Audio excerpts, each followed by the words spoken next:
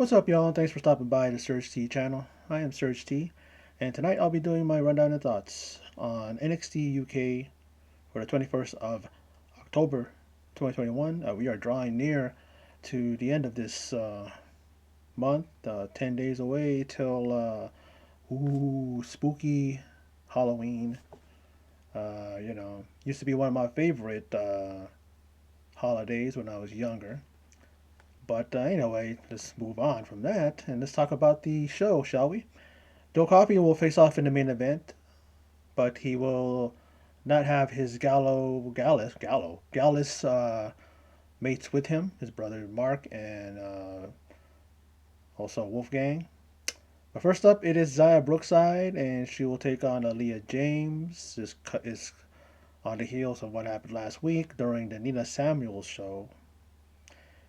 And they're going to face off, and it was a very spirited match. A lot of respect between the two in the beginning. A lot of high. It's very high spirited. A lot of good, you know, trading of offense and moves and all that. Really looked like they were evenly matched. But then in the end, Aaliyah James does a sunset flip pin, which was near the corner, out of the corner, and pins Brookside.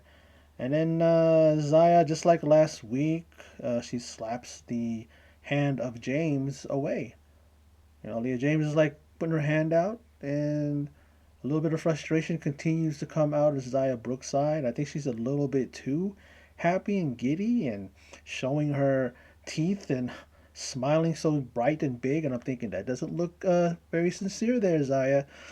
We all know that you're kind of, getting a little bit frustrated and stuff like that. You are uh, someone whose legacy is from your brother. Your dad, Robbie Brookside, and you have just too much on your shoulders, thinking that you got to prove yourself.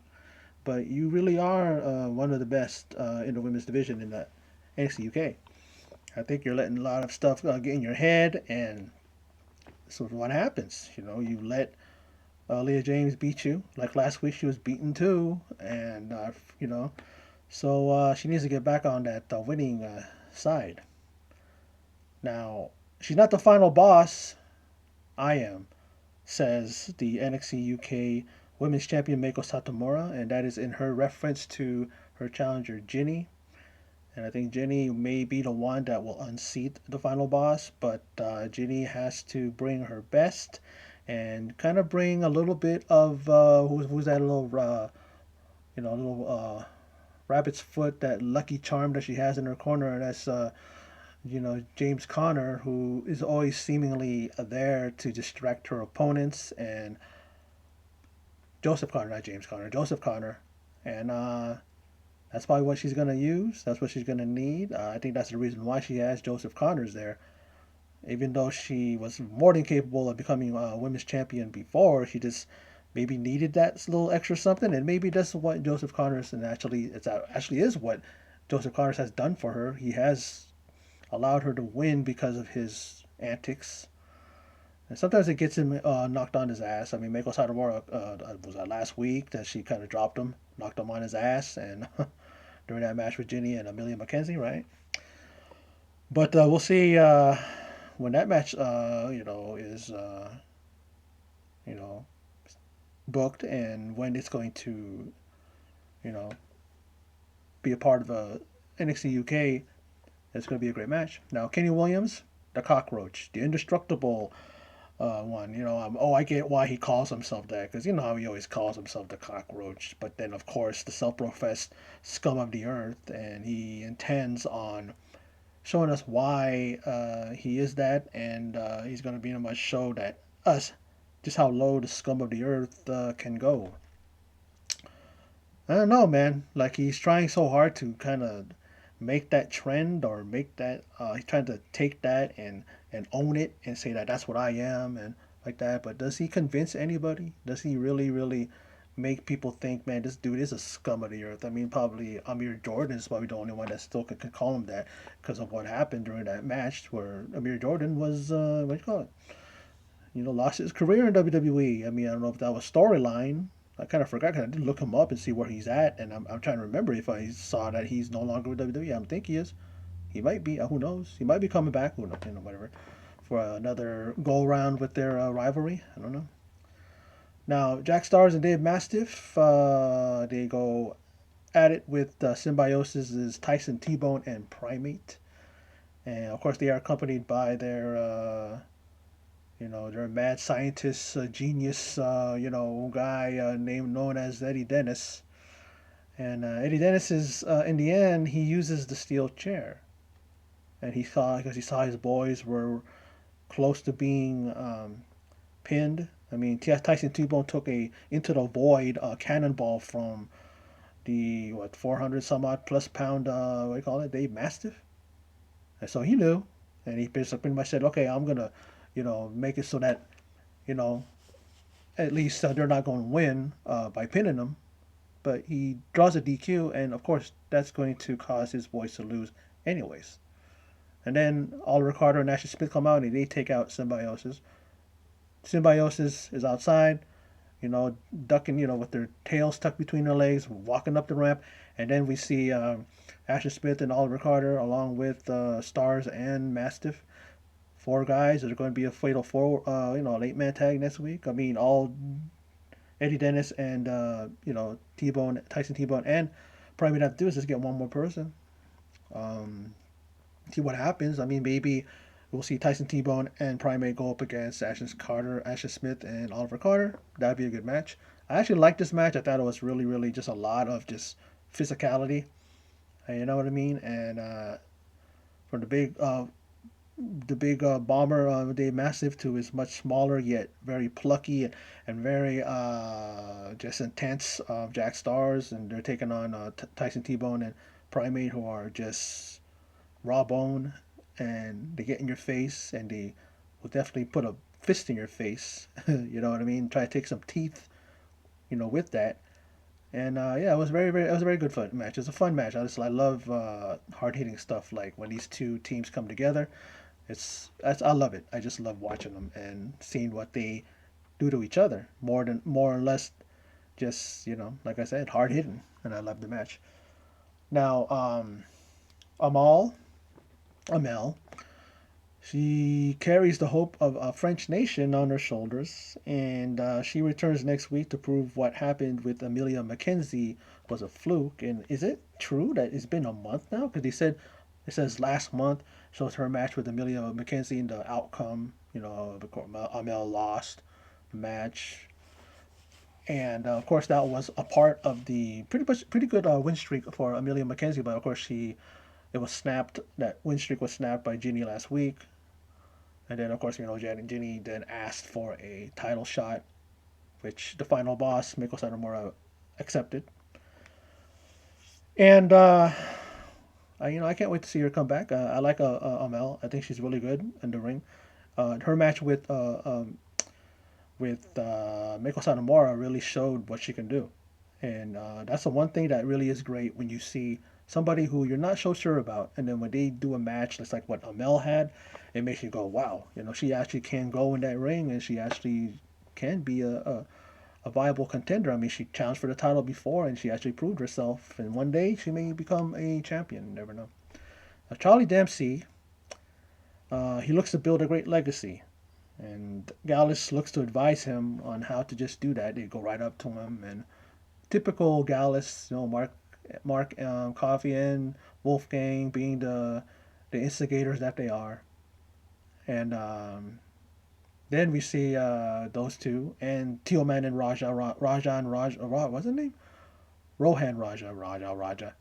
Rohan Raja get into it, and they brawl, or just pretty much throw hands. I don't know if they really turned into a brawl, but I gotta say about Charlie Dempsey is that he has no accent.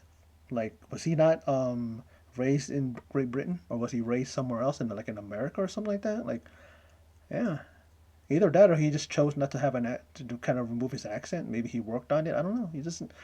He does remind me of his dad, William Regal. He does have the type of the look, the way he talks, and stuff like that. I mean, with minus the accent, of course, but and the guy really did well last week in his match, and he really showed that the kind of the way he wrestles is just kind of like his dad, and it's kind of like the way he was trained. He was trained by not only his dad, but other greats in Great Britain. The other Great Britain great wrestlers from Great Britain got legends that were training him too. And I'm like, oh yeah, it definitely shows that he's a great student, and he's a guy who really puts his training to good use, and he knows how to go in that ring. And hopefully he wrestles next week. Hopefully we'll see. Now the Supernova sessions with Tyler Bate as a guest, and of course alongside him is his Mustache Mountain partner Trent Seven. And then Noam Dar actually asked Bate to relinquish his trophy to save him the embarrassment from losing to him next week. I mean, really? Like, Noam Dar is really a guy who just does a lot of this, and he does back it up, but at the same time, sometimes one of these days his all that talking is gonna you know do him in, you know, and now Dar he kind of hits low on Trent Seven and says that he's pretty much dead weight, and he's holding Tyler Bate down. That's the mistake that he always commits, that he's committing. That like, you still have that guy around you. And then Bate lets Dar know that it's going to be the same result, him losing to Tyler Bate, because Tyler Bate pretty much is saying that I've beaten you every time before, and it's the same outcome every time. But maybe this time, what do you call it, is going to come out on top and be the new uh, Heritage Cup champion, that being Noam Dar. Maybe Tyler Bate is going to be turned on. Maybe his partner is going to finally, do that to him and cause him to lose. And then maybe we'll have a feud between teacher and student. We all know the history. It was between Bate and Seven. Trent Seven trained Tyler Bate. And so, that usually is the way they go. And let's see if that happens. Now, Gallus, being the pranksters that they are, the guys that want to get under your skin, they take Jordan Devlin's jacket as he is working out. They sneak up behind him. Mark Coffey takes it, and I'm thinking, is Joe going to wear it to the ring? I wouldn't put it past them. Now they talk about next week, and Mark Coffey will take on Rohan Raja, and then the Heritage Cup Championship with Tyler Bate, and he will defending it, of course, against challenger Noam Dar. So it looks like a pretty good week next week. I don't know what the other matches. Maybe we will see. I don't know. What was I talking about before? With Charlie Dempsey. Maybe he'll be in action. I hope so. Now, Joe Coffey. He did indeed wear Jordan Devlin's jacket to the ring, and then he was attacked from behind. And Jordan Devlin pretty much took it to him and really was dictating the match. Joe Coffey, we know how athletic he is, as well as strong. The stiff shots that he delivers, those clotheslines, and the guy, like, round towards the end of the match, they were going at it like slugging. They were slugging it out, blow for blow, punch for punch, and it looked like a boxing match. It got out of hand, and even Jordan Devlin was throwing hands. He really can go toe to toe. I think these guys are really well matched. I love when these two go at it, and they're really well, like, they just complement each other. And this is like was it the third match or the second match? I believe it's the third match. But last week, Jordan Devlin lost. We all know because of the distraction of the Gallus boys. That's why they were barred from ringside. And then we see Joe Coffey. This is like towards the tail end of the match. He's flat on his stomach, and a 450 splash from Jordan Devlin. He connects and he delivers that picture perfectly. Couldn't have felt that good. There's not a lot of muscle, not a lot of meat on people's backs. Especially the small of the back. Looks like that's where he kind of connected on that 450 splash, but surprisingly, it wasn't enough. But then again, is that really a surprise when it comes to Joe Coffey? Joe Coffey's a one tough sucker, and he definitely kicked out of that and definitely showed that, yeah, I'm not done yet. But then Jordan Devlin gets he delivers that double inside suplex where he pulls his opponent towards him and just throws him back. And then he gets a measure of revenge and wins the match, and he shows us why you should never bet against the Ace. Very, very good episode of NXT UK. Again, NXT UK does not disappoint. The first show this week that I actually liked, I didn't like Raw. And NXT 2.0 took some elements from Raw. I'm calling it Raw Light now. And even some other people that these people that have websites stuff like that, they even called NXT out for using the same thing with when they did with the partnering up what's his name Tommaso Ciampa and Braun Breaker, and wondering if they're going to get along, if are they going to be able to coexist. And they did the same thing with Drew McIntyre and Coffey and Big E. And I'm glad that I wasn't the only one that thought that. There's other people that were saying the same thing.